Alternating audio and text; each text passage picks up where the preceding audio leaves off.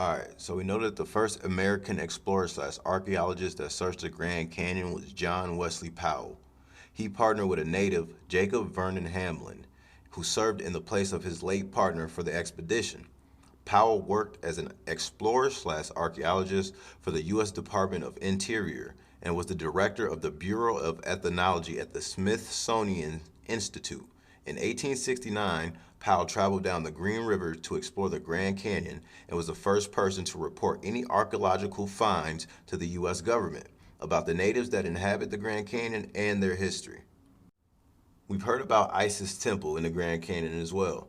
The sky over this area is a restricted airspace. The area surrounding this pyramid and cave on the ground is illegal and treacherous to navigate, and all official reports about this from the Smithsonian and everywhere else has been censored, modified, nullified, or retracted. This still did not stop people from attempting to visit many parts of the Grand Canyon. Many people have been arrested, and some people have perished during the climbs of these scarce and sacred sites over many years. There also are talks of a mysterious cave named Kincaid Cave in the Grand Canyon. Kincaid Cave was named after G.E. Kincaid, who was the first to enter the cave. After retiring from the Marines, G.E. Kincaid worked for S.A. Jordan as an archaeologist. S.A. Jordan was sent to the Grand Canyon by the Smithsonian Institute to investigate information reported by John Wesley Powell. The tunnel is presently on a cliff wall 400 feet above the Colorado River in the Grand Canyon. Archaeologists estimate that the man-made cavern is around 3,000 years old. This cavern is over 500 feet long and has several cross tunnels to large chambers. This was the lowest level and last Egyptian tunnel city that was built in the Grand Canyon. Since the time that it was constructed, archaeologists estimate that the Colorado River has eroded 300 feet lower.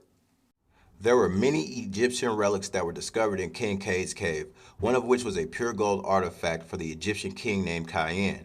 This relic is holding a lotus flower in both hands, which is said to be native to Egypt. This was found in the first cross tunnel of the cave, which was in the exact same location as the shrines in the Valley of the King's Tunnel.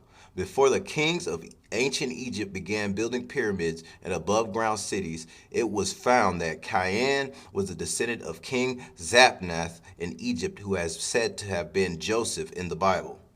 There was an Egyptian gold tablet that was discovered in the depths of these tunnels as well. This tablet serves as a history book. It includes names that begin with King Zapnath coming to Aztlan and the information about his descendant King Khayan coming to the Grand Canyon. These pure gold artifacts from Kincaid's cave and these Egyptian urns from Powell's cave in these pictures are some of the only historical artifacts from the Grand Canyon on display at the Smithsonian Institute in Washington, D.C. Now, where did the rest of them go? At least some of them were obviously photographed and documented, but who knows what wasn't. Here's some words directly from a book published by Powell himself, the one who founded Powell's cave. And he says, I quote, "In this canyon, great numbers of man-made caves are hollowed out. I first walked down a gorge to the left of a cliff and climbed to a bench of the cliff. There was a trail on the cliff's bench that was deeply worn into the rock formation. Where the trail crossed some gulches, some steps had been cut out. I could see no evidence that the trail had been traveled in a long time. I returned to our camp about 3 p.m., and the men had found more Egyptian hieroglyphs on the cliff's wall near the cave. We explored the cave and found this shrine and other artifacts. That evening, I sent a team member to notify the Smithsonian Institute of our discovery. We continued to survey the canyon and discovered more Egyptian tunnel cities. I estimate in my report that I think upwards of 50,000 Egyptians had inhabited the Grand Canyon at one time." Here's one of the shrines that Powell and his team found. This shrine was dedicated to King Akhenaten's son, who came into rule Shinmu in 1336 BC, and it only lasted 10 years.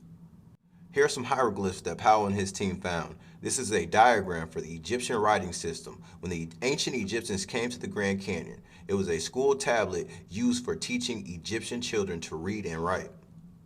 Now, aside from the ancient artifacts and relics they had found, they also found many mummies and giant statues carved directly from the rock. And did you know that all the monuments in the Grand Canyon are named after Egyptian pharaohs? This famous canyon in Arizona is actually an ancient array of pyramids.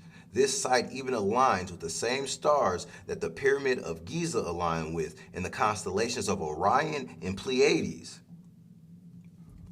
If you want some more information about the Grand Canyon and some of the ancient beliefs of it, you should definitely do your research on the Hopis, the Hopi Indians, and you'll figure out that their culture is rooted with tales of beings coming from inner earth, coming out to advance their civilization and help them move forward as a species, as humanity.